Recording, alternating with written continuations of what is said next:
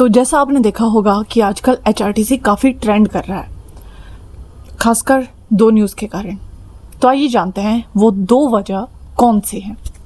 पहली, जिसमें HRTC temporary basis पे 656 ड्राइवर्स को जो है वो रिक्रूट कर रहा है, और दूसरी जिसमें इलेक्ट्रिक बसेस पे 50% सब्सिडी दे रहे हैं और डीजल बसेस पे 30% की सब्सिडी दे रहे हैं, ताकि एम्प्लॉयमेंट भी मिल सके और कोई अपना बिजनेस स्टार्टअप कर सके।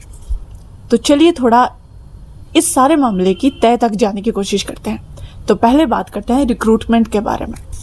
तो देखते हैं आखिर पूरी स्टोरी क्या है और कैसे शुरू हुई और ये सब क्यों हो रहा है, स्ट्राइक क्यों हो रही है, ये टेम्पररी बेसिस पे ड्राइवर्स को रिक्रूट क्यों किया जा रहा है, क्यों परमानेंटली, अगर ड्राइवर्स की कमी है तो परमानेंटली क्यों नहीं रख रहे।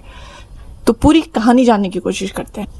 वैसे इस कहानी की शुरुआत काफ़ी पहले से हो चुकी है, लेकिन जो ऑफिशियल तरीके से ये कहानी शुरू होती है वो होती है 23 जून 2026 से। सिर्फ 2 दिन बाद हिमाचल की बसेस रुक सकती थी, हज़ारों लोगों का ऑफिस जाना एक चैलेंज बन सकता था, स्टूडेंट्स का एग्ज़ाम सेंटर पहुंचना एक चैलेंज बन सकता था, पेशेंट्स का हॉस्पिटल पहुंचना एक चैलेंज बन सकता था। और इन्हीं सारी वजह के कारण हिमाचल गवर्नमेंट ने एक डिसीज़न लिया जिसने पूरी स्टेट में एक डिबेट शुरू कर दी। ये सारी सिचुएशन को देखते हुए हिमाचल गवर्नमेंट ने एचआरटीसी को एक एसेंशियल सर्विस डिक्लेयर कर दिया। ऐसी सर्विस जिसको आप किसी भी सिचुएशन में हॉल्ट नहीं कर सकते, नहीं रोक सकते, स्ट्राइक पे नहीं जा सकते, आपको ये जारी रखनी होगी हर सिचुएशन में। और उसके बाद निकलती है 656 टेम्परेरी ड्राइवर्स की रिक्रूटमेंट। पर इस रिक्रूटमेंट के बारे में आपको पता ही होगा, सुबह शुरू हुई, दोपहर तक रिक्रूटमेंट हुई और शाम तक ये सारी प्रोसेस शुरू होकर ख़त्म भी हो गई। और जिन लोगों को सिलेक्ट किया गया था उनकी जॉब लगने से पहले ही काइंड ऑफ ख़त्म भी हो गई, क्योंकि जो workers, HRTC workers, drivers strike पे जाने वाले थे, उन्होंने बातचीत के बाद स्ट्राइक नहीं की और गवर्नमेंट ने उनको उनकी मांगे पूरी करने का आश्वासन भी दिया। तो ऐसे में उन टेम्परेरी ड्राइवर्स का क्या हुआ इस बारे में भी जानेंगे। लेकिन ये सब देख के क्या आपको लगता है कि हिमाचल का एचआरटीसी का पूरा सिस्टम जो है वो बदलने वाला है, कि ये प्राइवेटाइज होने वाला है, या इसमें अब परमानेंट रिक्रूटमेंट्स नहीं होंगी और ऐसे ही सिर्फ टेम्परेरी ड्राइवर्स रखे जाएंगे, या फिर किसी प्राइवेट ऑनर के पास या किसी प्राइवेट कंपनी के पास जो है वो पूरी ऑनरशिप दे दी जाएगी एचआरटीसी के रूट्स की। तो चलिए जानने की कोशिश करते हैं, और आप इस बारे में क्या सोचते हैं वो भी मुझे बताइएगा। तो हेलो गाइस, मैं हूँ वैशाली चंदेल और आज हम बात करेंगे एचआरटीसी की 2 पॉपुलर न्यूज़ के बारे में, जो कि देखने में अलग अलग न्यूज़ हैं, लेकिन ये दोनों न्यूज़ जो है वो इंटरलिंक्ड हैं। तो चलिए जानते हैं। तो जैसा सबको पता है, पिछले कुछ सालों से जो है एचआरटीसी फाइनेंशियल प्रेशर में चल रहा है, इन शॉर्ट लॉस में चल रहा है। उनको ड्राइवर्स की सैलरी देनी होती है, कंडक्टर्स की सैलरीज देनी होती है, मैकेनिक्स होते हैं और भी एचआरटीसी का जो भी स्टाफ है उनकी सैलरीज देनी होती हैं, डीजल का खर्चा, सर्विस का खर्चा, मेंटेनेंस, स्टाफ की शॉर्टेज और स्पेयर पार्ट्स का खर्चा, और इसी तरह से ये सारा बर्डन बस बढ़ता गया। और दूसरी तरफ अगर एम्प्लॉयज़ की साइड जानी जाए तो उनको टाइम पे सैलरी नहीं मिल रही थी, उनको मेडिकल अलाउंसेस नहीं मिल रहे थे, यूनिफॉर्म अलाउंसेस नहीं मिल रहे थे, ड्यूटी चार्ज अपॉइंटमेंट्स नहीं हो रही थी, और ये सब काफ़ी टाइम से चल रहा था। उनको काफ़ी टाइम से इन चीज़ों से दिक्कत हो रही थी, इश्यूज चल रहे थे। तो फाइनली उन्होंने फिर स्ट्राइक पे जाने का डिसाइड किया, और फिर फाइनली 23 जून को गवर्नमेंट और एचआरटीसी यूनियन के बीच एक मीटिंग फिक्स होती है, लेकिन उस मीटिंग का कोई परिणाम नहीं निकलता है। एचआरटीसी यूनियन अभी भी स्ट्राइक की बात कर रही थी कि वो स्ट्राइक करेंगे। तो इसी बीच में गवर्नमेंट एक और अनाउंसमेंट कर देती है ताकि स्ट्राइक ना हो।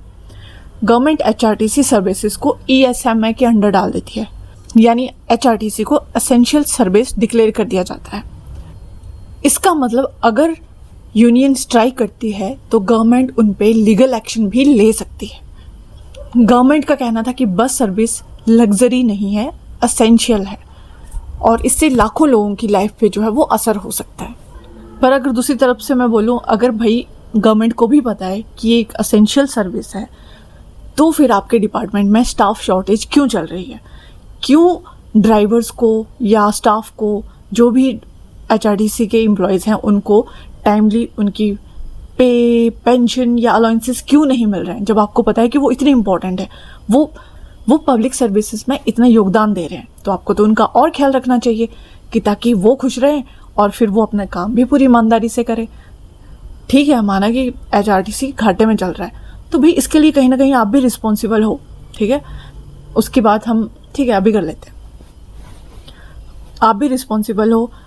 अब गवर्नमेंट के अकॉर्डिंग बहुत सारे ऐसे रूट्स हैं जिनमें इतनी सवारियां नहीं होती हैं जितना कि खर्चा हो जाता है, क्योंकि जैसे हर गांव सड़क योजना चला हुआ है, तो सड़क तो इन्होंने पहुंचा दी किसी न किसी तरह से, चाहे पहाड़ों को काट के, उसका भी रिजल्ट चाहे जो मर्जी रहा हो, लेकिन ठीक है सड़क तो पहुंचा दी। अब उनकी हालत भी जैसे मर्जी हो कोई बात नहीं, लेकिन सड़क पहुंचा दी है। लेकिन अब उन पे बसेस भी तो चलानी है, और गांव, पहाड़ों के गांव थोड़ा दूर दूर होते हैं, तो एक गांव से कितने लोग जो हैं वो रोज़ जाएंगे, कहाँ जाएंगे? तो फिर जब गांव में ये बस सर्विस चलती है तो इतनी सवारियां नहीं हो पाती हैं, जिसके लिए कवर अप करने के लिए एक बस को कई गांव में घुमाते हैं, और 20-25 मिनट के रूट को जो है ये 1 घंटे का रूट भी बना देते हैं ताकि इनके खर्चे पूरे हो सके। लेकिन सबसे बड़ा सवाल ये है कि ठीक है, मान लिया कि सवारियां नहीं हैं, तो फिर इतनी सारी जो प्राइवेट बसेस चली हुई हैं, प्राइवेट ऑपरेटर्स हैं, वो कैसे काम कर रहे हैं? वो कैसे प्रॉफिट ले रहे हैं? वो तो लॉस में चला नहीं रहे होंगे, उनको तो कहीं से फंडिंग आती नहीं है कि हाँ अगर ठीक है घाटा भी हो गया तो कोई और फंडिंग डाल देगा, पीछे सेंटर से फंडिंग आ जाएगी या कहीं और से फंडिंग आ जाएगी और हमें फ़ायदा ही होगा। ऐसा तो है नहीं। अब उनको जो है वो परमिशन किसने दी है? वो भी तो गवर्नमेंट ने दी है ना, कि उन स्पेसिफिक रूट्स पे। तो आप जो प्रॉफिटेबल रूट्स हैं उन पे आपने खुद की बसेस क्यों नहीं चलाई? आप खुद की बसेस चलाते, और जैसे वहाँ पे एम्प्लॉयमेंट मिली है, जो प्राइवेट ऑपरेटर्स एम्प्लॉयमेंट दे रहे हैं ड्राइवर्स को, कंडक्टर्स को, वो आप भी दे सकते थे प्रॉफिटेबल रूट पे चला के, है ना? वो दे सकते थे आप, और उनको भी एक जॉब सिक्योरिटी रहती, उनकी भी एक फिक्स्ड सैलरी होती, उनको भी अलाउंसेस मिलते, है ना? वो चीज़ें होती। लेकिन आपने बहुत सारी जो प्रॉफिटेबल रूट्स हैं वो तो आपने प्राइवेट ऑपरेटर्स को दे के रखे हैं। फिर आप रोते हो, और जब लॉस की बात आती है तो आप उस पर एक वो बहाना लगा देते हो, एक टैग लगा देते हो कि गांव में बसेस चलाना मुश्किल हो जाता है क्योंकि वहाँ पे खर्चे ज़्यादा होते हैं और खर्चा पूरा नहीं होता है। तो भाई उसको पूरा करो ना प्रॉफिटेबल रूट्स पे चला के, वो आप कर नहीं रहे हो, और इसी के चक्कर में आप लॉस में जा रहे हो, और ना फिर न्यू रिक्रूटमेंट्स हो रही हैं, कितने लोगों का रोज़गार इस तरह से भी छिन रहा है। क्योंकि आज भी हिमाचल में मैक्सिमम लोग गवर्नमेंट सर्विसेज को, गवर्नमेंट सरकारी नौकरी को एक सेफ साइड मानते हैं, तो आप उन्हें वो क्यों नहीं दे रहे हो? जब आपके पास इनफ वैकेंसीज हैं पर आप वो नहीं कर रहे हो, बस उसको लॉस में दिखा के, खुद से लॉस करवा के, क्योंकि आपकी मैनेजमेंट अच्छी नहीं है, खुद को लॉस में ले जाके फिर आप लोगों का भी लॉस करवा रहे हो। आप फिर कहाँ से सरकारी नौकरियां दोगे? खुद सोचिए, क्योंकि ये तो हमें भी पता है कि अगर लॉस वाले रूट्स होंगे तो आप क्यों न्यू रिक्रूटमेंट करोगे, अपना खर्चा क्यों बढ़ाओगे? ओके, तो हम कहाँ थे कि गवर्नमेंट जो है वो, ताकि ये सर्विसेज ना रुके, ESM में इसको डिक्लेयर कर देते हैं, एसेंशियल सर्विसेज में HRTC को डाल देते हैं। ठीक है, उसके बाद क्या होता है, उसी दिन गवर्नमेंट जो है एक और पॉलिसी निकाल देती है कि 656 टेम्परेरी ड्राइवर्स की रिक्रूटमेंट होगी। अब खुद सोच लीजिए, 656 मतलब कितनी वैकेंसीज, अगर ये पूरी वैकेंसीज नहीं भी हैं फिर भी इनमें से कितनी वैकेंसीज होंगी HRTC डिपार्टमेंट में, और कितने लोगों को जो है वो रोज़गार मिल सकता है सेफ वाला, सेफ्टी के साथ। क्योंकि एज आई सेड कि आज भी हिमाचल में सरकारी नौकरी को एक सेफ साइड माना जाता है, चाहे उसमें सैलरी कम ही क्यों ना हो, लेकिन फिर भी चूज़ करते हैं लोग, तो वो सरकारी नौकरी को चूज़ करते हैं ज़्यादातर लोग। तो खुद सोचिए, जब ये 656 टेम्परेरी वैकेंसीज निकाल सकते हैं, ठीक है, और उसके लिए लोग पहुंच भी जाते हैं, क्योंकि सबको होता है कि एक बार सरकारी तंत्र में पैर रखते हैं बस, उसके बाद कुछ ना कुछ जुगाड़ हो जाएगा और वो चीज़ परमानेंट हो जाती है। ऐसा अभी भी लोगों को लगता है, क्योंकि जैसे पहले PTA टीचर्स रखे जाते थे, कुछ टाइम बाद उनको रेगुलर कर दिया जाता था, है ना, बिना टेस्ट वगैरह के। तो वैसे ही इन्होंने फिर एक और गेम खेली, जैसे आउटसोर्स पे लोगों को रखा, फिर उनको हर सरकार जो है वो लटकाती गई बस कि हाँ कुछ पॉलिसी बनाएंगे, कुछ पॉलिसी बनाएंगे। भले ही आप अपनी पॉलिसीज़ में क्लियर कर दो कि परमानेंट इसको नहीं किया जाएगा, फिर भी लोगों में उम्मीद होती है कि एक बार सरकारी तंत्र में पैर रख दिया तो आज नहीं तो कल कुछ ना कुछ हो ही जाएगा, कोई ना कोई पॉलिसी बन ही जाएगी। क्योंकि आपकी हिस्ट्री ऐसी रही है, ये लोगों की भी गलती नहीं है, आपकी हिस्ट्री वैसी रही है।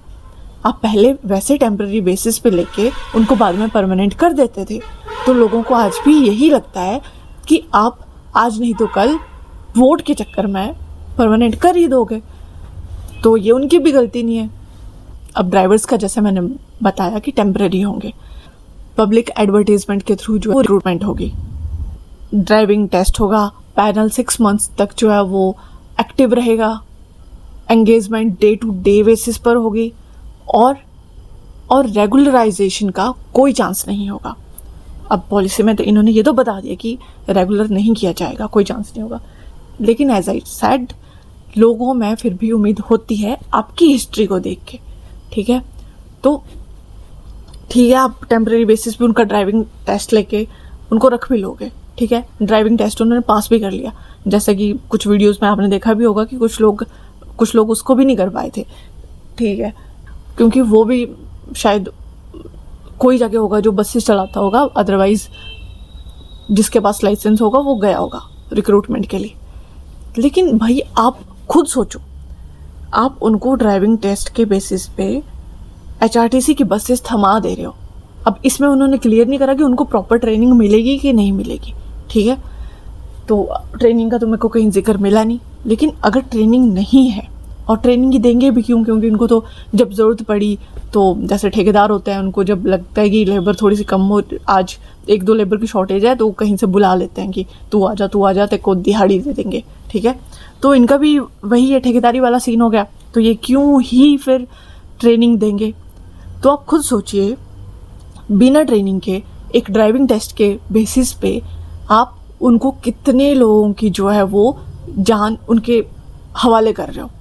आपने खुद ने तो उनमें से किसी भी बस में नहीं बैठना है, ना आपकी फैमिली ने बैठना है, ना आपके रिश्तेदारों ने बैठना है। बैठना किसने? आम जनता ने। तो जान किसकी रिस्क पे आती है? आम जनता की। तो आप बिना किसी ट्रेनिंग के कैसे किसी के पास जो है वो इतने लोगों की जान रिस्क पे डाल सकते हो। जब अंदर 2 व्हीलर का LMV का भी जब लाइसेंस बनवाता है तो उसके लिए भी वो पहले प्रैक्टिस करता है, और उसके बाद भी अगर वो चलाता भी है, एक टेस्ट देके अगर उसको लाइसेंस मिलता है, वो चलाता भी है, तो रेगुलर बेसिस पे चलाएगा।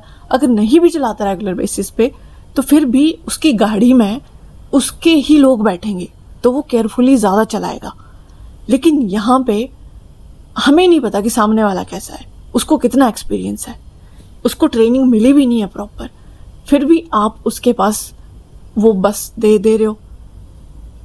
तो इस चीज़ की नेगेटिव साइड भी तो देखो। आपको ठीक है, आपका पर्पस है कि सर्विसेज जो है वो एसेंशियल सर्विस है और ये चलती रहनी चाहिए, लेकिन आप इसका नेगेटिव साइड भी तो देखो कि जो बंदे एक्सपीरियंस्ड है ही नहीं, आप उनके हाथों कितने लोगों की जान रिस्क पे डाल रहे हो, ये भी तो सोचो। और एक तो हमारे देश में अनएम्प्लॉयमेंट इतनी ज़्यादा हो चुकी है कि हम लोगों को जहाँ भी मौका मिलता है जॉब का, चाहे वो कैसी भी जॉब हो, हम उसमें भीड़ लगा के चले जाते हैं। भले ही वो इस तरह से फिर हमारा यूज़ हो रहा हो, टेम्परेरी बेसिस पे रखा जा रहा हो, आउटसोर्स पे रखा जा रहा हो, ये यूज़ करना ही हुआ, क्योंकि हमें लगता है कि हम एक बार इसमें आ गए तो कल को हमारा कुछ ना कुछ बन जाएगा। सरकार अपने फ़ायदे के लिए सही, लेकिन कुछ ना कुछ पॉलिसी बना देगी। ठीक है, लेकिन हम लोग उसमें स्टैंड क्यों नहीं लेते हैं? हम लोग क्यों यूनाइट नहीं होते हैं कि नहीं, आपको अगर ज़रूरत है तो हमारी परमानेंट रिक्रूटमेंट करो, हमें इस तरह से ठेकेदारी वाला काम नहीं करना है। तो फिर सरकार को करना पड़ेगा, उनको रिक्रूटमेंट लानी पड़ेगी, उनको खुद अपने जो है वो लॉसेस प्रॉफिट को एडजस्ट करना पड़ेगा, उनको देखना पड़ेगा कि हमें कौन से रूट्स पे जाके फ़ायदा हो सकता है और हम अपने लॉस को जो है वो रिकवर कर सकते हैं। वो खुद वो चीज़ें करेंगे फिर। तो फिर हम लोग क्यों नहीं यूनाइट होते, बल्कि हम लोग आपस में भिड़ने लगते हैं कि मेरा हो जाए, बस मेरा हो जाए। मतलब, और खुद सोचिए, ये कोई परमानेंट जॉब नहीं है। जिनको लग भी जाती क्या पता अब HRTC जैसे इन्होंने एकदम से अनाउंस कर दिया कि इतने लोगों की रिक्रूटमेंट होगी, डेली बेसिस पे होगी, ताकि सर्विस रुके ना, ताकि वो यूनियन को डरा सके, ठीक है। लेकिन आप खुद सोचिए, जब यूनियन मान गई या यूनियन ने उनको मना लिया अपनी शर्तों को लेके, तो आपको तो उन्होंने साइड कर दिया ना। और अगर आप पहले से ही स्टैंड लेते कि नहीं, हम ऐसे नहीं आएंगे, आप प्रॉपर टेस्ट लो, ड्राइविंग टेस्ट लो, प्रॉपर रिक्रूटमेंट करो, हम फिर आएंगे, तो उनको करना पड़ता। यूनियन का भी भला हो जाता और आप लोगों का भी भला हो जाता, क्योंकि ऐसे तो उनके पास बैकअप हो गया ना कि अगर कल को इन्होंने फिर आनाकानी करी तो हमारे पास तो बंदे हैं, हमने तो रिक्रूट करे हैं, हम किसी को भी बुला लेंगे। क्योंकि उनको तो कोई फ़र्क नहीं पड़ता ना कि कितने लोगों की जान रिस्क पे है। और आपको भी उस टाइम वही दिखेगा कि हमें 1500 दिन का मिल जाएगा, या हाफ डे करेंगे तो 750 मिल जाएगा, आपको भी अपना प्रॉफिट दिखेगा। लेकिन वो एक टेम्परेरी चीज़ है, आपको वो काम रोज़ रोज़ फिर भी नहीं मिलेगा, तो आप उस चक्कर में क्यों पड़ रहे हो। आप उस जॉब को लो, लेकिन यूनाइट होके एक परमानेंट रिक्रूटमेंट करवाओ। जैसे आपने यहाँ पे ड्राइविंग टेस्ट क्लियर कर दिया, अब वहाँ भी कर लोगे, और प्रॉपर ट्रेनिंग के साथ फिर आप बिना रिस्क के, बिना किसी की जान को रिस्क में डाल के खुद की जॉब भी कर सकते हो, और लोग भी टेंशन फ्री होकर ट्रैवल करेंगे। और सेम चीज़ आउटसोर्स वालों के लिए, क्योंकि उस टाइम आउटसोर्स वालों को भी सबको लगा कि बन जाएगी पॉलिसी, लेकिन हर सरकार जो भी आ रही है उनको लटका के रख रही है। एक सरकार बोलती है कि उन्होंने रखा है, दूसरी बोलती है कि हमारी सरकार नहीं है, हम क्या कर सकते हैं। मतलब एक दूसरे पे चीज़ें डाल रहे हैं, और एज अ वोट बैंक सबको यूज़ कर रहे हैं, क्योंकि इनको पता है कि अनएम्प्लॉयमेंट इतनी हो चुकी है कि एक पोस्ट के लिए जो है वो 1000-10,000 बंदा भी खड़ा हो सकता है। तो आप अपना यूज़ मत होने दीजिए, और अगर गवर्नमेंट के पास इतनी ही वैकेंसीज हैं तो उसको प्रॉपर तरीके से उनको फिल करने दीजिए। अगर आप में वो टैलेंट होगा तो आपको वो जॉब मिल जाएगी, और अगर पहली बार में नहीं भी मिलेगी, फिर भी कल को फिर से रिक्रूटमेंट होगी तो वो परमानेंट बेसिस पर ही करेंगे, क्योंकि उनको पता है कि लोग ये टेम्परेरी चीज़ों के लिए नहीं मानेंगे। तो ये टेम्परेरी जॉब्स जो है आप में ही स्ट्रेस क्रिएट कर रही हैं, आपकी फैमिली में स्ट्रेस क्रिएट कर रही हैं, क्योंकि आपकी जॉब सिक्योर नहीं है। तो कल को अगर ये बोल दें कि हाँ अब हमें आपकी ज़रूरत नहीं है, फिर आप क्या करोगे। स्ट्राइक पे आओगे फिर भी आप, है ना, आप भी फिर स्ट्राइक पे आओगे, और आप स्ट्राइक पे आओगे तो ये फिर किसी और को दे देंगे कि हाँ हमें हमारी सर्विस चलती जानी चाहिए, तो हमें इतने लोगों की ज़रूरत है और इतने लोगों की रिक्रूटमेंट आज होगी। और उनको भी फिर ये ऐसे डेली बेसिस पे रख लेंगे, और लोग आएंगे, क्योंकि सबको मौका चाहिए कि किसी ना किसी तरीके से जॉब मिल जाए। तो ये तो यूज़ ही हुआ ना, फिर आप अपना यूज़ खुद होने दे रहे हो। तो एक यूनिटी लाओ, ऐसे चक्करों में मत फंसो, ताकि आप आगे को स्ट्रेस फ्री होके अपनी जॉब कर सको। अच्छा, फिर अगले ही दिन 24 जून को जो है वो वॉक इन रिक्रूटमेंट अनाउंस कर दी गई। 656 टेम्परेरी हैवी व्हीकल ड्राइवर्स को क्योंकि रिक्रूट करना था, और एलिजिबिलिटी क्या रखी गई कि 10th पास होनी चाहिए, वैलिड HTB लाइसेंस होना चाहिए, मिनिमम 3 इयर्स का एक्सपीरियंस होना चाहिए, क्लीन क्रिमिनल रिकॉर्ड होना चाहिए, और 1500 पर डे पेमेंट मिलेगी। लेकिन और अगर एक्सपीरियंस का अगर आप यहाँ पे बोलो कि 3 साल का एक्सपीरियंस मांगा है ऑलरेडी, तो भाई एक्सपीरियंस बनाने में कितना टाइम लगता है। अच्छे खासे इधर डॉक्टर्स के एक्सपीरियंस बन जाते हैं, तो फिर ये तो फिर भी ड्राइवर्स का है। आप किसी भी प्राइवेट ऑपरेटर को अगर बोलोगे कि हाँ मेरा भाई इतने टाइम का एक्सपीरियंस बना दे, कुछ तेरा भी फ़ायदा हो जाएगा, मेरा भी फ़ायदा हो जाएगा, तो क्यों नहीं बनाएंगे, बनाएंगे, क्योंकि उनका तो कोई लॉस नहीं है उसमें, उनको तो फ़ायदा हो रहा है। तो ये एक्सपीरियंस वाली चीज़ जो है वो उसको साइड रख दीजिए। हाँ, अगर वो उसके बाद भी प्रॉपर ट्रेनिंग देते हैं वो अलग चीज़ है। अच्छा, फिर उसका क्लीन क्रिमिनल रिकॉर्ड होना चाहिए, 1500 पर डे पेमेंट मिलेगी, और हाफ डे करते हैं तो 750 मिलेगी। लेकिन ना कोई DA मिलेगा, ना कोई ओवर टाइम मिलेगा, ना कोई पेंशन मिलेगी, ना रेगुलर जॉब मिलेगी, ना फ्यूचर एब्जॉर्प्शन होगी। ये सिर्फ इमरजेंसी अरेंजमेंट था। गवर्नमेंट का कहना था पब्लिक को बस मिलनी चाहिए, चाहे स्ट्राइक हो या ना हो। अब इसमें तो गवर्नमेंट ने खुद को सही प्रूव कर दिया, जनता का हितैषी बता दिया कि हमें आपकी चिंता है, हम चाहते हैं ये सर्विस चलती रहे, लेकिन इसके जो नेगेटिव्स हैं वो नहीं बताए। तो फिर स्ट्राइक का क्या हुआ। 25 जून को स्ट्राइक होनी थी, लेकिन उससे पहले ही गवर्नमेंट और HRTC यूनियन के बीच में एग्रीमेंट हो गया, और गवर्नमेंट ने अश्योरेंस दी कि उनको यूनिफॉर्म अलाउंसेस मिलेंगे, मेडिकल अलाउंसेस मिलेंगे, सैलरी इश्यूज उनके देखे जाएंगे, रेगुलर बातचीत उनसे की जाएगी, जो पेंडिंग ओवर टाइम है उसको रिलीज़ किया जाएगा, और इसी तरह से स्ट्राइक को फिर विड्रॉ कर दिया गया। यहाँ तक स्टोरी ख़त्म हो सकती थी, लेकिन असली ट्विस्ट इसके बाद आता है। और इसके बाद शायद जिन ड्राइवर्स को टेम्पररी बेसिस पर रखा जा रहा था वो भी शायद स्ट्राइक पे जाने की बात कर रहे थे। तो फिर इसके 4 दिन बाद 29 जून 2026 को गवर्नमेंट एक और अनाउंसमेंट करती है, राजीव गांधी स्वरोजगार स्टार्टअप योजना फेज़ 4 की, जिसके अंडर इन्होंने अनाउंस किया कि जो भी इलेक्ट्रिक बस खरीदेगा उसको 50% सब्सिडी दी जाएगी, और जो डीजल बस खरीदेगा उसको 30% सब्सिडी दी जाएगी। और सिर्फ यही नहीं, इलेक्ट्रिक बस जो खरीदेंगे उनको 5 साल तक per month 65,000 as a help दिया जाएगा, ताकि वो अपनी सर्विसेज को चलाते रहें, उनके खर्चे निकलते रहें, लाइक ड्राइवर्स की सैलरी, उनके तेल का, मतलब उनको कुछ अपने खर्चों में हेल्प हो जाए, वो लॉस में ना जाए। और वहीं जो डीजल बस वाले हैं उनको 50,000 पर मंथ दिया जाएगा 5 सालों के लिए। और टारगेट था 1000 बस रूट्स का। और यहीं से डिबेट शुरू होती है फिर, क्योंकि यहाँ पे भी अगर आप देखें तो ठीक है, किसी ने बस ले ली, सब्सिडी, अब बसेस भी इतनी महंगी है, 50% सब्सिडी दे भी देंगे, फिर भी कितना ज़्यादा पे करना पड़ेगा। तो ये स्टार्टअप भी कोई अमीर ज़्यादा ही कर सकते हैं, अदरवाइज़ लोन लिया जा सकता है, लेकिन लोन लेना भी इतना ईजी नहीं होता भाई।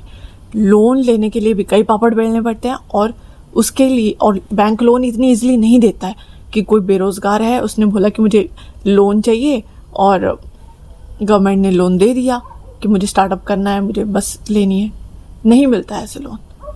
कुछ ना कुछ आपके पास ऐसा होना चाहिए कि बैंक को लगे कि वो, अगर आप लोन नहीं भी दे पाए तो बैंक उसको रिकवर कर सकता है, अपने अमाउंट को रिकवर कर सकता है, तभी लोन मिलता है। या तो कोई ना कोई गारंटी होनी चाहिए, कुछ ना कुछ होना चाहिए, अदरवाइज नहीं मिलता है लोन। आप जो मर्जी कर लो, आपके लिंक्स इतने तगड़े हो कि सामने वाले आपका लोन अप्रूव कर दे, अदरवाइज आदमी को लोन लेना बहुत मुश्किल होता है। और ये तो इतना बड़ा अमाउंट होगा, मतलब आपको, आम आदमी को छोटा मोटा अमाउंट लेना भी मुश्किल जाता है। लोन भी जो तगड़े लोग हैं उनको ही मिलता है इजीली। और दूसरा कि अगर आपके पास 1000 रूट्स ऐसे हैं जहाँ पे बसेस चलाई जा सकती हैं, तो फिर आप खुद HRTC बसेस क्यों नहीं चलाते और ड्राइवर्स एंड कंडक्टर से रिक्रूट क्यों नहीं करते? क्योंकि लोग अगर प्राइवेट बस ले भी लेते हैं तो उनको रूट तो आप ही असाइन करोगे, और वो ऐसे रूट पे क्यों बस चलाएंगे जहाँ पे उनको लॉस होगा। और क्या पता 5 साल तक तो वो ठीक है, अभी आपसे हेल्प मिल रही है, तब तक चलाते रहे, उसके बाद क्या? उसके बाद उनको लगा कि मेरा तो लॉस हो रहा है, तो वो क्या पता रूट बंद कर दे। तो फिर इसमें किसका घाटा है? हो सकता है वो उस रूट पे चलाना बंद कर दे, क्योंकि जो रूट लॉस पे होगा उस पे तो कोई नहीं चलाना चाहेगा ना। तो अगर वो रूट प्रॉफिटेबल है तो आप खुद की बस चलाओ, और खुद के जो लॉस वाले रूट हैं फिर उनकी भी थोड़ी सी रिकवरी हो जाएगी ना इससे। ठीक है, अब इसमें एक और क्वेश्चन आता है कि बसेस इतनी महंगी हैं तो फिर गवर्नमेंट इतनी सारी बसेस कैसे लेगी, ये भी एक सवाल है। तो भैया आप धीरे धीरे लो, जितना आप 50% सब्सिडी वहाँ पे दे रहे हो 1000 बसेस के लिए, तो आप 1000 की जगह आप 500 बसेस ले लो, 50% तो आप वहाँ भी दे रहे हो, तो यहाँ पे तो आप ले सकते हो, डायरेक्ट ले सकते हो 500 बसेस। धीरे धीरे रूट्स बढ़ाओ अपने और रिक्रूटमेंट करो, अगर वो प्रॉफिटेबल रूट्स हैं तो, क्योंकि लॉस वाले रूट्स पे एज आई सेड कि कोई भी नहीं चलाना चाहेगा, तो आप उनको फिर कौन से रूट्स देने वाले हो? और दूसरा, आप इलेक्ट्रिक बसेस की बात कर रहे हो, तो क्या अभी हिमाचल इतना कैपेबल है कि पे बसेस के लिए चार्जिंग स्टेशन आपको हर जगह मिल जाएंगे इजीली? और ठीक है, आप जो लोअर हिमाचल है वहाँ पे तो आप चार्जिंग स्टेशन फिर भी ठीक है आप करवा दोगे, लगवा दोगे, लेकिन जो ऑफ बीट एरियाज हैं, किन्नौर, लाहौल स्पीति, ये सब एरियाज हैं, वहाँ पे आप क्या करोगे? वहाँ पे आप कैसे चलाओगे? अब एक सवाल और उठता है कि ये सारी अगर आप टाइमलाइन देखो 23 जून से लेकर 29 जून तक, तो क्या ये सब एक कोइंसिडेंस है या फिर गवर्नमेंट जो है वो HRTC मॉडल में चेंज लाने की कोशिश कर रही है? क्योंकि पुराने मॉडल को अगर देखा जाए तो अभी तक ऐसा था कि गवर्नमेंट बस लेती थी, ड्राइवर कंडक्टर्स की रिक्रूटमेंट होती थी, रूट असाइन होता था, और उस पर बस चलती थी, चाहे प्रॉफिट हो या लॉस हो, एचआरटीसी की बस चलती थी। लेकिन नए मॉडल के अकॉर्डिंग गवर्नमेंट बोल रही है कि बस प्राइवेट एंटरप्रेन्योर खरीदेगा, गवर्नमेंट सब्सिडी देगी, ऑपरेटर ही ड्राइवर हायर करेगा। यानी गवर्नमेंट खुद ऑपरेटर कम फैसिलिटेटर ज़्यादा बन रही है। अब गवर्नमेंट का क्या लॉजिक है? गवर्नमेंट का कहना है कि हम एचआरटीसी को रिप्लेस नहीं कर रहे हैं। जहां एचआरटीसी नहीं पहुंच पा रहा, प्राइवेट बसेस वहां चलेंगी, को एम्प्लॉयमेंट मिलेगी, विलेजेस को कनेक्टिविटी मिलेगी, पॉल्यूशन कम होगा। अगर ये सच में इसी पर्पज से इम्प्लीमेंट होता है तो ये पॉजिटिव रिफॉर्म हो सकता है। लेकिन जैसा मैंने पहले भी कहा कि जिन रूट्स पे एचआरटीसी बसेस नहीं पहुंच पा रही हैं, क्या वहां पे प्राइवेट ऑपरेटर्स का पहुंचना इतना ईजी है? गाँव को कनेक्टिविटी की यहाँ पे बात हो रही है। और साथ में ये भी कहा जाता है कि जो विलेजेस होते हैं उन रूट्स पे सवारियाँ कम होती हैं तो लॉस पे जाती है एचआरटीसी। तो उन रूट्स पे प्राइवेट ऑपरेटर्स क्यों चलाएंगे? दूसरा और तीसरी चीज़ कही जा रही है कि यूथ को एम्प्लॉयमेंट मिलेगी। ठीक है, एम्प्लॉयमेंट मिलेगी, ड्राइवर भी होगा, कंडक्टर भी होगा। 1000 रूट्स हैं तो कम से कम 2000 तो रिक्रूटमेंट्स होंगी। लेकिन सेम रिक्रूटमेंट तो गवर्नमेंट भी कर सकती है, वो भी 1000 रूट्स शुरू करके 1000 ड्राइवर्स, 1000 कंडक्टर्स रख सकते हैं विद अश्योरेंस कि उनकी जॉब सिक्योर है। उनको ये डर नहीं होगा कि कल किसी के साथ उनको रिप्लेस कर दिया जाएगा। उनको बाकी बेनिफिट्स भी मिलेंगे, बाकी अलाउंसेस भी मिलेंगे और वो स्ट्रेस फ्री अपना काम भी कर पाएंगे। तो एम्प्लॉयमेंट तो आप भी दे सकते हो। और रही किसी प्राइवेट एंटरप्रेन्योर की बात, तो उसके पास ऑलरेडी इतना पैसा है कि वो कहीं और भी इन्वेस्ट कर सकता है, ज़रूरत उसको नहीं है। आप उनको भी मौका दो, लेकिन पहले अपना जो लॉस चल रहा है उसको तो रिकवर कर लो। आप अगर प्रॉफिट में आते हो तो उसके बाद आप उनको भी प्रॉफिट करने का मौका दो।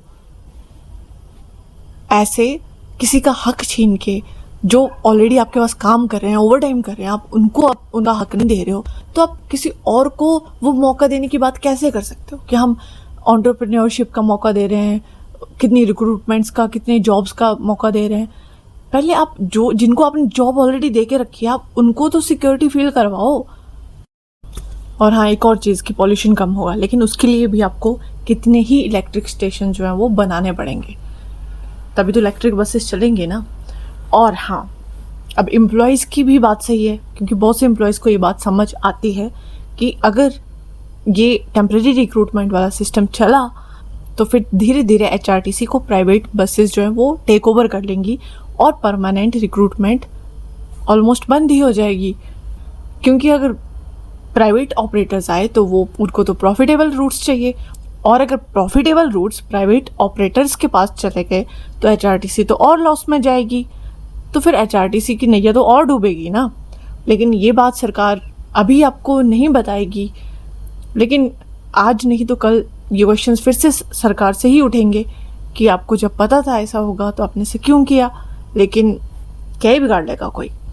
लेकिन मुझे ये भी लगता है कि इस इशू को गवर्नमेंट वर्सेस एचआरटीसी बनाना भी सही नहीं होगा, क्योंकि सवाल कुछ और है। क्या हिमाचल को स्ट्रॉन्ग एचआरटीसी नेटवर्क चाहिए? हाँ, बिल्कुल चाहिए। क्या यूथ को एंटरप्रेन्योरशिप का मौका मिलना चाहिए? हाँ, वो भी मिलना चाहिए। लेकिन पहले खुद को प्रॉफिटेबल बना लो, फिर उनको प्रॉफिट में लाने की बात करो। क्या रिमोट विलेजेस में और बसेस चलनी चाहिए? हाँ, बिल्कुल चलनी चाहिए। अब हर ग्राम सड़क योजना जब चला है, गांव-गांव तक सड़क पहुंची है, चाहे वो भले ही कैसी हो, चाहे भले ही उनकी हालत कैसी हो, लेकिन मोस्ट ऑफ द विलेजेस में आज भी दिन में एक बस आती है, ठीक है, क्योंकि इतनी सवारियां होती भी नहीं है। अगर दूसरी तरफ से भी देखा जाए तो बसेस टाइमली नहीं आती है, या उनकी गारंटी नहीं होती है कि वो आएंगी, इसलिए भी लोग उनके भरोसे नहीं बैठते हैं। तो हर गांव तक बसेस भी होनी चाहिए, लेकिन उनके लॉस को रिकवर करने के लिए आपको ज़्यादा से ज़्यादा प्रॉफिटेबल रूट्स पर चलना पड़ेगा। और बाकी जगह तो जैसा मैंने कहा, बाकी जगह तो आप ले आओगे, लोअर हिमाचल में आप ले आओगे इलेक्ट्रिक बसेस, लेकिन जो अपर एरियाज़ हैं जैसे कि लाहौल स्पीति है, किन्नौर है, जहाँ पे एक गांव कहाँ पे, एक कहाँ पे है, और इतनी पॉपुलेशन भी नहीं है, तो वहाँ पे आप कैसे इस चीज़ को मैनेज करोगे, वो भी देखना पड़ेगा। लेकिन सबसे बड़ा सवाल ये है कि क्या गवर्नमेंट HRTC को मजबूत बनाते हुए प्राइवेट पार्टिसिपेशन का बैलेंस बना पाएगी, या फिर धीरे धीरे HRTC का मॉडल एक नए मॉडल की तरफ बढ़ रहा है। ये फैसला आज नहीं होगा, लेकिन जून 2026 की अगर आप टाइमलाइन देखो तो ये HRTC की हिस्ट्री की एक टर्निंग पॉइंट बन सकता है। आप इस बारे में क्या सोचते हो? क्या हिमाचल में इलेक्ट्रिक बसेस आनी चाहिए या नहीं? क्या रिक्रूटमेंट्स टेम्पररी होनी चाहिए, आउटसोर्स पे होनी चाहिए, या फिर सिर्फ परमानेंट रिक्रूटमेंट होनी चाहिए? HRTC लॉस में क्यों चल रहा है और इसको प्रॉफिटेबल कैसे बनाया जा सकता है, या इसको बैलेंस कैसे करा जा सकता है? जो भी आपके आइडियाज़ हों, जो भी आपके विचार हो, मुझे कमेंट्स में लिख के ज़रूर बताइएगा। अब मिलेंगे नेक्स्ट वीडियो में, तब तक के लिए वीडियो को लाइक करें, शेयर करें और चैनल को सब्सक्राइब करना ना भूलें। Thanks for watching. जय हिंद, जय हिमाचल।